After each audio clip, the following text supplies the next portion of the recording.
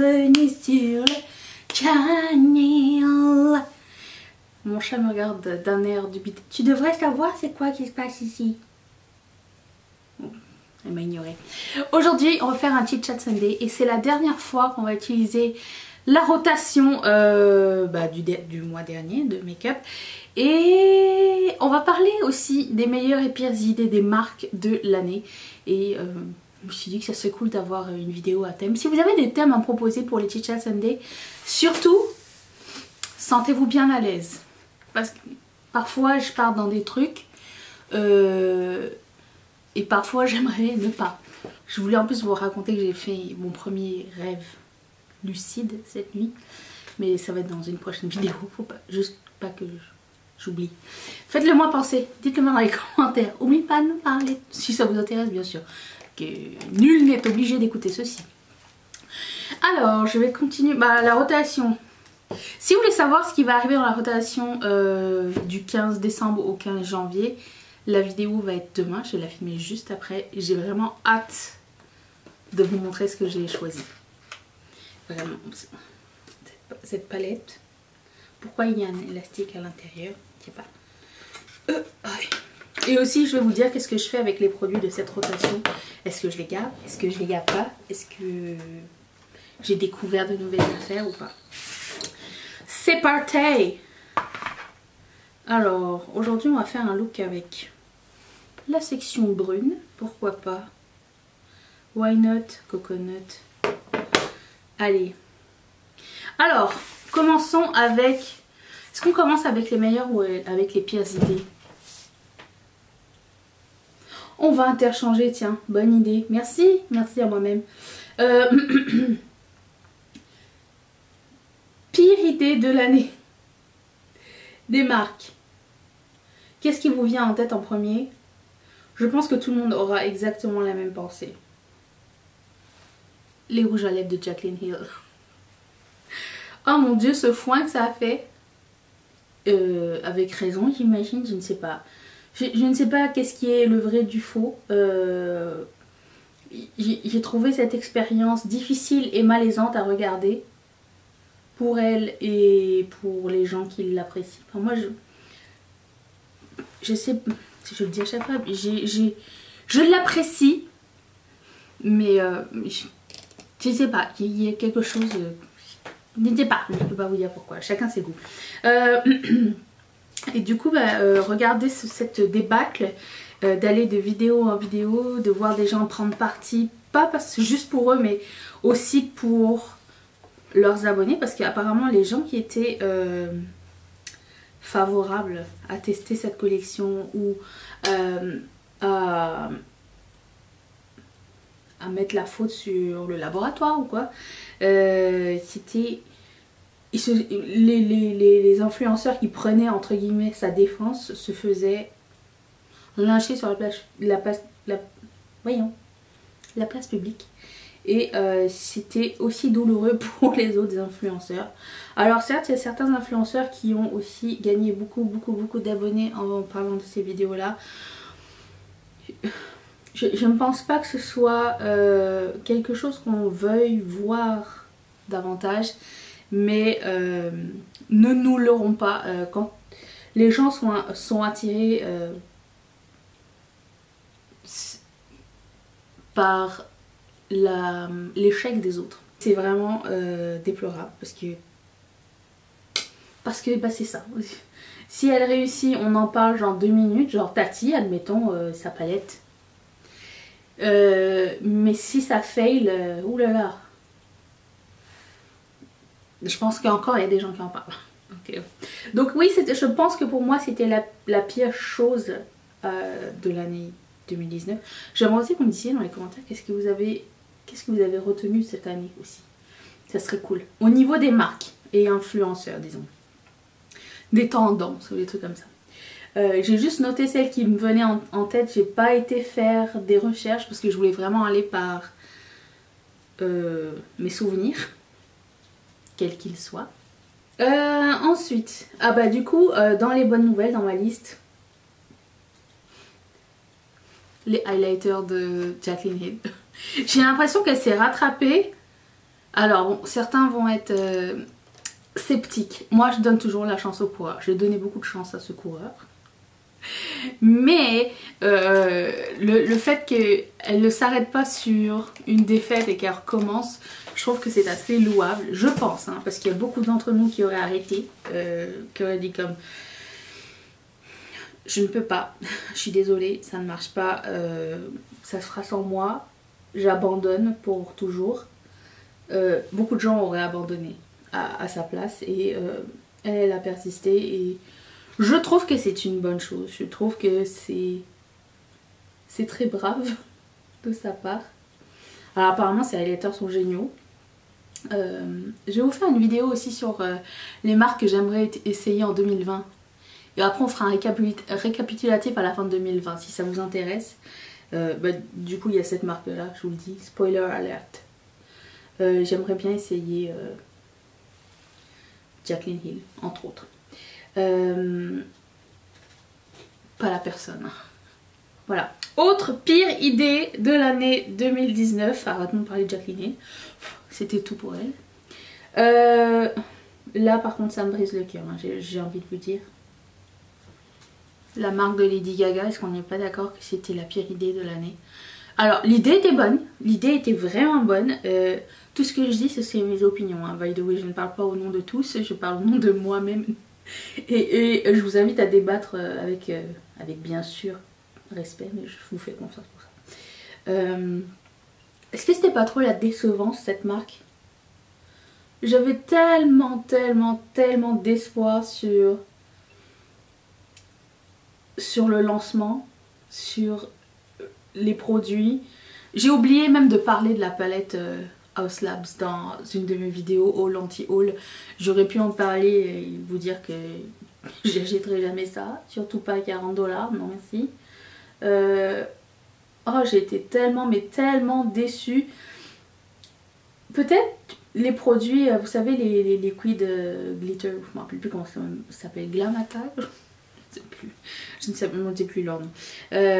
Peut-être que ça aurait été bien si ça n'avait pas été le seul item qui était intéressant, parce que gloss, lip liner, eyeliner, puis la palette, la pire palette, je pense que c'est une des plus laides de l'année, je sais pas, je m'attendais tellement à plus, je m'attendais tellement à du Lady Gaga, je m'attendais tellement à sa personnalité dans un make-up. J'ai l'impression que c'est même pas elle qui le fait, mais c'est elle qui le fait, enfin d'après ce que je vois.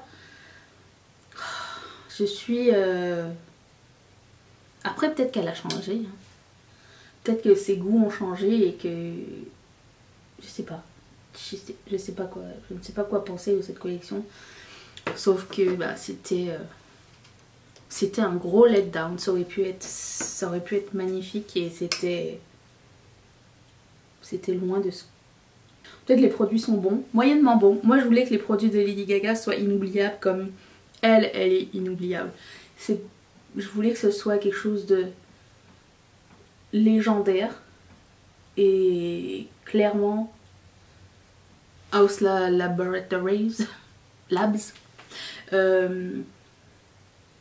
s'il s'améliore pas en 2020 ça va être liquidé, je ne sais pas. Pourtant je suis une des plus grandes fans de Lady Gaga, j'adore cette personne et je sais pas, je me suis trouvée pantoise, non même pas pantoise, je sais pas, je me suis retrouvée décevance et voilà, j'ai pas aimé ça du tout. Des fois les Super Shock Shadow vont arriver comme ceci, il suffit de presser sur la matière parce que c'est mou et ça se replace. Alors bon, une bonne nouvelle, Tati Beauty. Tati Beauty, ça a l'air d'être une grosse réussite. Alors je ne sais pas qu'est-ce qui va devenir de sa marque en 2020. J'ai hâte de voir. Personnellement, c'est pas quelque chose qui m'a tenté au premier lancement. Je sais pas, je ne suis pas aussi attirée par Tati que par... Je l'ai toujours dit, hein, chaque fois qu'il y a quelqu'un derrière la marque avec qui je n'ai pas d'affinité, j'ai du mal à acheter le produit même s'il est bon. Est-ce que quelqu'un a acheté la palette de Tati Beauty? J'aimerais bien savoir d'ailleurs. Est-ce que vous l'avez aimé? Parce que j'ai vu dans Riette et Makeup que certaines personnes d'entre vous l'avaient acheté. Je suis curieuse. c'est pas une première palette non plus qui me tentait. J'aimais l'idée, moyennement l'idée d'avoir une déclinaison de matières différentes de quasiment la même couleur, mais je sais pas sans plus. Ensuite, je sais pas pourquoi une touche de rose au milieu du truc, mais bon bref. Ensuite, pour les autres mauvaises idées, Manny MUA et Morphe, c'est tout nouveau. J'ai l'impression que c'est un petit peu inspiré Non, ce qui a inspiré ma liste c'était plus House Labs et Jaclyn Hill, mais c'était trop facile. Je n'ai pas compris cette... J'ai encore, quand Manny MUA avait fait sa première collaboration avec Makeup Geek, il y a de ça plusieurs années, j'ai acheté la palette, je l'ai encore. Oh merde. C'est une très jolie palette que j'apprécie toujours. Et Angelica, encore une fois, Angelica dans sa vidéo en parlait justement de cette collaboration. Elle disait que ça ressemblait, la palette de Morphe et Manny MUA ressemblait à la palette de Makeup Geek et Manny MUA. Ce qui n'est pas faux du tout. Oh, je suis à la fin. Pas celui-ci, parce que c'est le fond de teint d'accent pour intensifier. Je pense que j'ai encore assez de fond de teint pour 2020. J'en ai tellement eu. Pour la plupart, je les ai même pas achetés. Pour vous dire. J'aime pas acheter le fond de teint. Qu'est-ce que je disais non? Oui, donc la palette de Manny MUA ressemble à la palette de Manny MUA et Makeup Geek. Sauf que bon, là, des années ont passé et ça aurait pu être bien meilleur sa collaboration avec Morphe, et je trouvais que c'était pas la meilleure collaboration du monde, vraiment pas. Du coup je suis un peu déçue, j'attendais. Par contre le prix est vraiment intéressant, 20 $. Si vous n'avez pas eu la première palette, vous pouvez avoir celle-ci chez Morphe. Donc en plus il a un code, il y a toujours des petites réducs et tout, ça fait plaisir. Si quelqu'un l'a pris, dites-moi si c'était bien ou pas. Moi j'ai pas trouvé que c'était l'idée du siècle. Par contre l'idée la plus lucrative de l'année, dont je vais toucher 2 mots, genre allez maintenant tout de suite et après on n'en parle plus jamais, c'est Jeffree, comment ça s'appelle, Jeffree Star et Shane Dawson.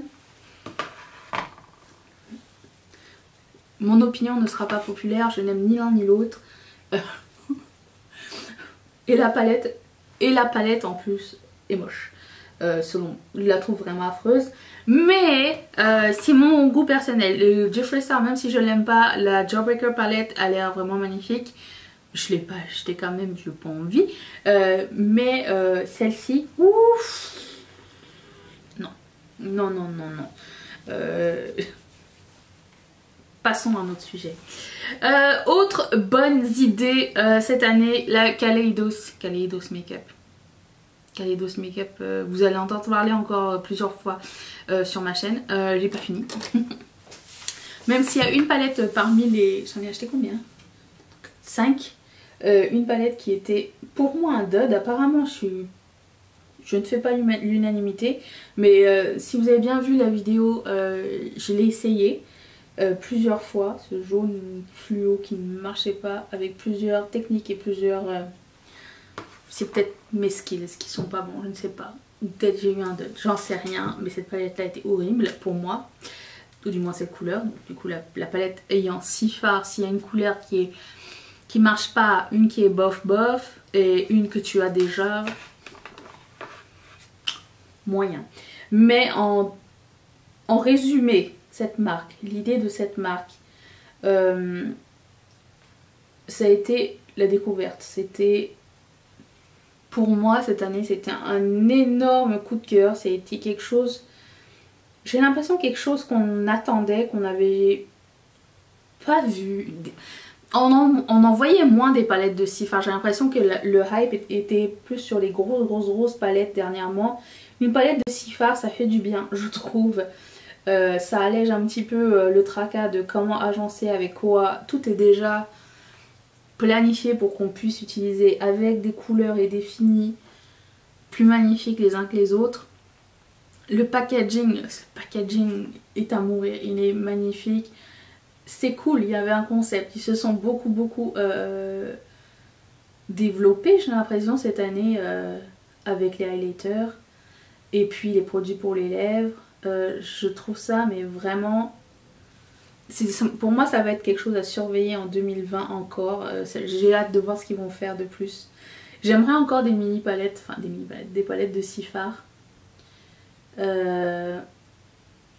Pour moi, c'était fantastique, vraiment.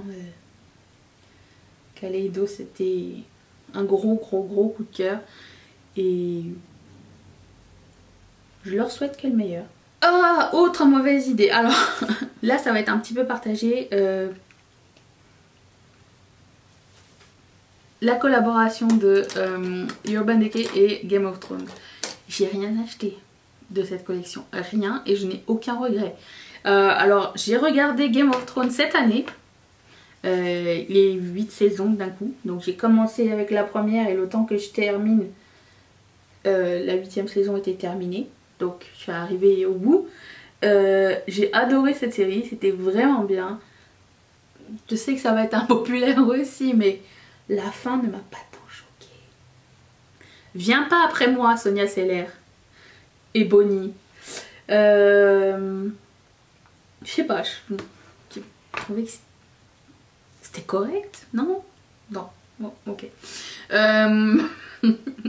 Et si vous demandez quelle est ma maison c'est ici. Mais non, c'est plus l'équipe Lannister, c'était mes préférés. Ouais, c'était eux que j'ai vraiment aimé. C'était l'équipe la plus intéressante, la plus croche et la plus troublante, je trouve. J'ai vraiment beaucoup aimé cette maison-là. Vous étiez quelle maison? Dites-le moi, j'ai vraiment hâte de savoir. Ceux qui ont tourné leur veste le jour où elle a tout cramé, la reine des dragons là. I see you. Ouais, du coup cette collection, non, j'ai l'impression que c'était pas très bien réfléchi. C'était pas vraiment la collection qu'on aurait tous voulu. Même si elle s'est bien vendue et que je sais pas, il y a sur le groupe Riette et Make-up que j'ai créé, le nom c'est gratuit, le lien est en barre d'infos si vous voulez nous rejoindre sur Facebook. On parle de make-up entre autres, surtout, et on vend aussi notre make-up, donc si ça vous tente. Et du coup j'ai vu la palette arriver quand même 2-3 fois sur le groupe et je me suis dit que c'était des choses impulsives. Je pense que c'était une collection qui était bien arrivée, mais pas une collection qui va rester mémorable pour toujours. Alors certes, pour les collectionneurs de la marque et de les fans finis de Game of Thrones, je peux comprendre. Moi, personnellement, cette collection m'est passée, mais oulala, au-dessus de la casquette, comme jamais. J'ai l'impression que Urban Decay avait mis toutes ses billes sur cette collection là. Ils se sont dit ça va être la meilleure de l'année, on n'a pas besoin de faire de collection de Noël. Ils n'ont pas fait de collection de Noël. Ah, la meilleure collection, tiens parlons de collection, c'est vraiment pas voulu. Une des meilleures collections de l'année je pense, c'était la collection de Melt Cosmetics. La collection de Noël avec les trucs mexicains là. La Muerte Collection, non, comment ça s'appelle? La collection, je me rappelle plus, avec la palette Vida et la palette Muerte là. Oh, cette collection est sublime et j'ai aimé que ce soit leur collection de Noël et que ça n'ait rien de Noël, et je trouvais que c'était original et que ça avait un lien avec la créatrice de la marque aussi qui est mexicaine, et j'ai beaucoup aimé cette idée, ce concept. Le seul truc qui m'a un petit peu embêté avec ça, c'est que Ils l'ont annoncé genre 1 mois et demi avant sa sortie. Et que si tu as été moyennement intéressé par la collection ou que tu avais autre chose dans ta wishlist, tu t'en ressentais peut-être plus autant le besoin. Après, en même temps, ça te permet de faire le tri, à savoir est-ce que tu la voulais vraiment ou pas. Ce qui n'est vraiment pas une mauvaise idée. Mais je sais pas, je trouvais que c'était vraiment bien fichu et esthétiquement magnifique. Le concept était beau, vraiment c'est magnifique. C'est pas ce dont je vais parler, c'est pas une marque ou quoi, mais c'est plus un concept qui m'énerve un petit peu. C'est le concept de Afterpay sur toutes les boutiques en ligne en fait. Alors Afterpay, je ne sais pas si vous êtes familier avec, c'est vous allez sur quasiment n'importe quel site transactionnel. Ta-na-na-na, transactuel. C'était pour toi. Transactionnel, notamment de make-up, et vous pouvez payer en 4 paiements faciles au lieu de payer d'un seul coup, sans intérêt. Je sais pas pourquoi, mais ça me dérange énormément d'être rendu à un point où on a besoin de faire un paiement échelonné sur 4 fois pour acheter du make-up. Alors que paradoxalement à côté, si tu vas acheter un lit chez Ikea, il n'y a pas de financement qui existe, tu achètes cash. Je vous laisse réfléchir là. Tout du moins au Canada. Je n'aime pas ce concept. Je n'aime pas que on doit acheter du make-up et s'endetter pour du make-up volontairement. J'ai l'impression aussi qu'ils montrent ça comme si c'était la chose la plus révolutionnaire et on l'a fait pour vous parce que vous pouvez pas l'acheter tout de suite, on est là pour vous aider, nanana. C'est pas du tout ça. Si t'es assez fauché pour ne pas pouvoir acheter du make-up en un seul paiement, achète-le juste pas et attends, parce que le make-up s'en va nulle part. Si c'est vraiment un concept qui me dépasse et qui me fait vraiment très peur en fait, et je suis vraiment contre cette idée. Voilà. Et si on pouvait arrêter de faire endetter les gens pour du make-up, ou pour tout d'ailleurs, ça me ferait vraiment plaisir. Donc voilà, coup de gueule Afterpay. J'ai pas du tout aimé cette idée. Une tendance qui a été géniale par contre, c'était la tendance de Euphoria. Est-ce que quelqu'un a remarqué que cette année, beaucoup de gens portaient beaucoup de strass et de eyeliner graphique et tout et tout. Je pense que cette série a révolutionné le make-up cette année et a parti d'une tendance super intéressante. Moi je suis complètement pour. D'ailleurs la série, si vous l'avez pas vue, elle est juste géniale. Alors j'en ai parlé avec mes amies, elles sont pas dingues de cette série. Moi j'aime vraiment beaucoup. C'est une série de HBO, je crois. Oui, HBO je pense. Je sais plus si c'est ça ou pas. Il me semble. Vraiment génial, je vous la conseille si vous n'avez pas encore vu. C'est trop bien. C'est glauque, hein. C'est glauque à souhait, mais c'est bien. Qu'est-ce qu'il y avait d'autre aussi? Ouais, c'est ça. Du coup, j'aimerais que cette tendance continue l'année prochaine, que ça persiste. On en veut encore plus du make-up avec des strass, du make-up créatif. J'ai l'impression que on n'a pas fini d'en voir et que ça va être de plus en plus démocratisé, tout du moins je l'espère.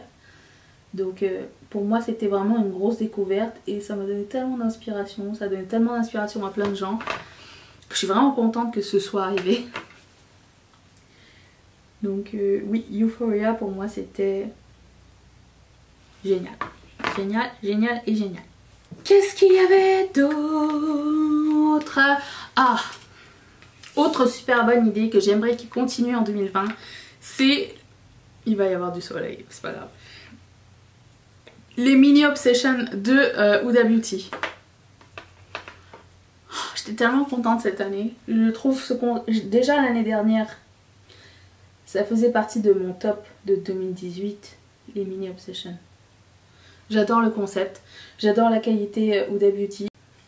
Je n'ai pas de grande palette de Huda Beauty. J'ai toujours acheté les petites et elles sont pour moi géniales. J'aimerais en voir plus en 2020. J'aimerais voir d'autres concepts, j'aimerais voir d'autres idées. Si elle pouvait en faire une pastel, ça serait pas cool ça? Ça serait trop bien. J'attends ça, j'attends une série pastel avec Huda Beauty.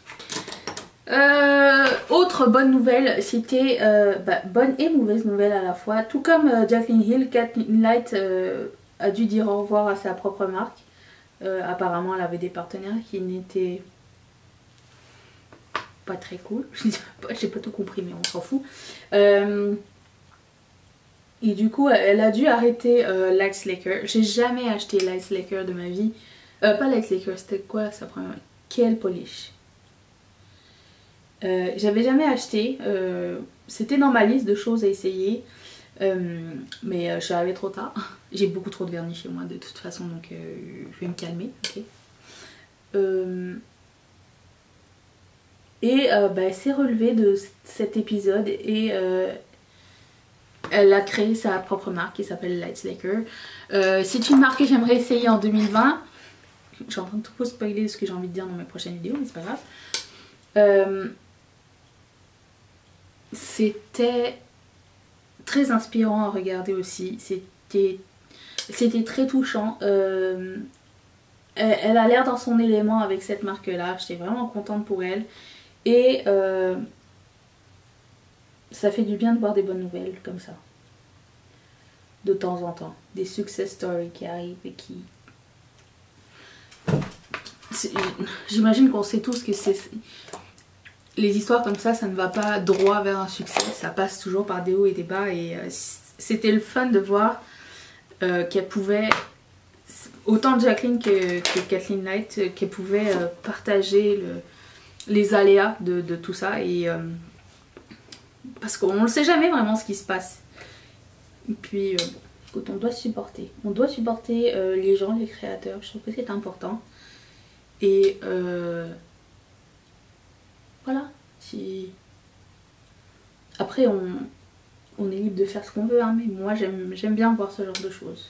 J'ai aussi beaucoup aimé comme concept que les make-up artistes cette année, beaucoup ont créé leur marque, beaucoup plus qu'avant en fait. L'année dernière, ça fait combien de temps Pat McGrath est sur le marché? C'était l'année dernière ou l'année d'avant? Ça fait pas si longtemps. Enfin, elle travaillait pour CoverGirl, c'était elle directrice artistique, je crois. C'est ça qu'on appelle? Aucune idée. Sa marque est cool, mais j'étais contente de voir Patrick Ta, comment il s'appelle, Mac Daddy, des marques comme ça, Dominique Cosmetics aussi, qui n'est pas make-up artiste mais qui est influenceuse. C'est le fun de voir un rise de nouvelles marques, de nouveaux gens, de nouveaux concepts arriver et c'est très rafraîchissant. Bon, de là aller jusqu'à Kesha, je ne sais pas. Je ne sais pas, je dis pas ce que ça vaut. Je ne sais pas d'où ça sort surtout. Mais bon, chacun fait ce qu'il veut. Si ça marche, tant mieux. Hein. Après, c'est sûr, on a vu des collabs trop weird. Et il y a des collabs, des marques qui vont arriver l'année prochaine et qui... Je sais pas, apparemment Selena Gomez va faire ses trucs. Oh, cette année on a vu Millie Bobby Brown. Millie Bobby Brown, c'est ça son nom? Je sais plus. La meuf de Stranger Things. J'arrive à rien à prononcer, ok. Stranger Things. Qui a sorti sa marque pour jeunes, par une jeune. Et ça, je trouve ça très cool aussi. Je trouve que c'était une bonne idée. Je ne sais pas ce que ça vaut. C'était pas pour moi de toute façon. C'était pas... Je ne suis pas le public cible pour ça.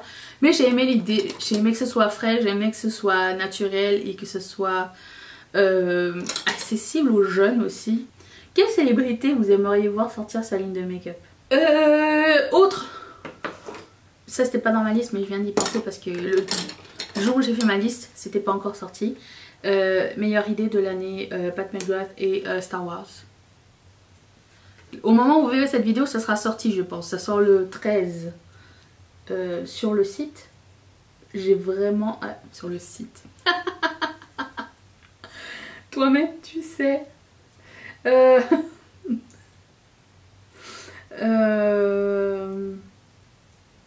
Je trouve que l'idée est vraiment... J'en ai déjà parlé la semaine passée.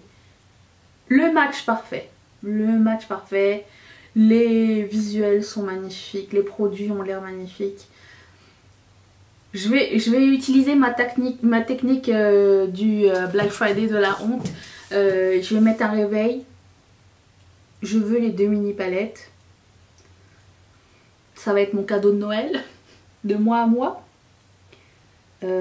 J'ai très hâte. Ça faisait longtemps que j'avais pas eu un gros coup de cœur pour une collection. Je pense que la dernière fois que j'ai été aussi enthousiaste c'était la collection Muerte, dont je ne sais toujours pas le nom, de Melt Cosmetics. Je trouvais que c'était différent et que c'était joli. Dans tout ça je ne parle jamais de Colourpop, c'est inclus. Mais en termes de concept, d'esthétique, ça a l'air d'être de la bombe et j'ai très hâte de voir ce que ça va donner. Vraiment, tout est beau dans cette collection, vraiment un gros coup. Même Elodie de Elodie Moi Tout, qui déteste Star Wars, a dit qu'elle était tentée par cette collection. Comment vous pouvez croire que ça peut faire changer des avis des gens? Tellement elle a l'air bien faite cette collection. J'avais envie d'essayer un petit highlighter de ELF. Le premier que j'ai essayé c'était bof. Et du coup j'en ai acheté comme 2 donc on va voir ce que ça donne. Ça s'appelle comment? J'aime bien que chez ELF ils te mettent un packaging comme ça avec le nom et tout. L'étiquette avec le nom c'est ça. Surtout vous emmerdez pas à la maison hein. Rose Gold. Ça m'appelle comme ça. Je sais pas ce qui se passe avec ces highlighters, on dirait qu'il n'y a rien qui prélève à chaque fois. C'est bizarre.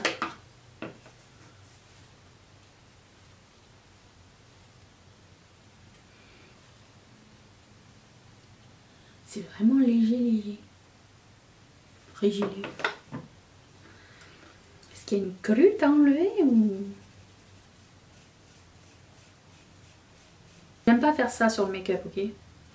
Je pense qu'eux ils vont partir à la trappe. Hein. Si vraiment... on voit quelque chose mais c'est pas... Ah! Je pense qu'il y avait une croûte à enlever. Du coup c'est super bon. Autre bonne idée de l'année. Finissons sur Colourpop qui a fait genre 17 collaborations cette année. Ils ont fait un quiz. J'ai raté je pense le quiz. 16 ou 17 collaborations, je ne me rappelle plus. Il y a beaucoup de collaborations cette année. La sortie de leur marque pour le corps et pour la peau, je trouvais que c'était une super bonne idée. C'est pas mal les mêmes prix. J'aime que chacun ait sa spécialité. J'aimerais beaucoup voir l'évolution de la marque pour le corps. Je pense que c'est quelque chose qui va m'intéresser. Aujourd'hui j'ai mis un glow mais pas de Colourpop parce que j'en ai déjà un ouvert de Hard Candy mais ça se voit à peine. Pourtant ça colle bien. J'ai hâte de voir ce qu'ils vont sortir. Plus la section pour le corps que la section pour la peau qui n'est pas vraiment mauvaise. Je sais pas, à choisir. Je prendrais plus des produits The Ordinary que des produits Colourpop parce que premièrement c'est canadien et c'est beaucoup moins cher. Et Colourpop ils ont des bons trucs hein. Mais si je peux trouver encore moins cher, il va aller vers encore moins cher, surtout en skincare. Si ça fonctionne, pourquoi aller ailleurs? Je pense que une technique, c'est quand vous avez un rouge à lèvres nude et que vous changez de lip liner à chaque fois, ça donne une couleur différente. Je sais c'est évident, mais j'y avais jamais pensé. Voilà, j'aime bien vous le dire. Si quelqu'un comme moi n'avait jamais pensé à cette idée. Enchanted One. J'ai mis je sais pas combien de fois ce mois-ci et réappliqué. Alors c'est pas passé grand chose. C'est là-dessus que ça se termine cette vidéo. J'ai hâte de savoir ce que vous avez pensé. J'ai l'impression que je dis rouge à lèvres là, non. De ce que j'ai suggérer comme les meilleures et les pires idées de l'année 2019. J'aimerais savoir quelles sont les autres. Est-ce que j'ai oublié quelque chose? Est-ce qu'il y a des collabs ou des trucs comme ça que j'ai oublié? Je suis sûre qu'il y en a. Genre le pinceau groin. Quelqu'un m'a rappelé du pinceau groin qui est sorti au début de l'année parce que c'est l'année de la rillette cette année. Qu'est-ce que c'était pas une mauvaise idée ça? Je sais pas à quoi ils ont pensé les gars. Oh, j'ai oublié de mettre ma purde. Qu'est-ce que vous aimeriez voir de la part des marques en 2020 aussi? J'aimerais bien savoir. Et qu'on discute de tout ça dans les commentaires. Ça pourrait faire partie d'une... On pourrait faire une partie 2 de ça en 2020 pour... Je sais pas, je pense qu'il y a plein de choses à discuter, il y a plein de choses nouvelles. À la fin de l'année 2019, je me suis dit, mais qu'est-ce... À la fin de 2018, je me suis dit, mais qu'est-ce qu'il va y avoir de nouveau en 2019? Je pense qu'on va pas acheter grand chose. Pour qui me suis-je prise? Un haul arrive bientôt. Je vous laisse sur ces gentils mots. Si ça vous tente de vous abonner et faire partie de la famille, comme nous sommes ici, abonnez-vous. Ça va me faire grandement plaisir. Activez la cloche, mettez un like si cette vidéo vous a plu, vous avez des nouvelles idées, vous avez passé un bon moment, vous trouvez que c'était sympatoche. Je vous laisse la vidéo d'hier juste ici, qui était sûrement un haul anti-haul. C'est sympa. C'est beaucoup de recherche. Viens avec nous, ça sera cool. Et je remercie toutes mes marraines et tous mes parrains de sponsoriser cette chaîne. Si ça vous tente aussi de faire partie de Patreon et de contribuer, vous pouvez cliquer sur ce petit carré qui va vous envoyer directement chez Patreon. Je vous retrouve demain pour une prochaine vidéo. Est-ce que vous allez être là? Moi oui.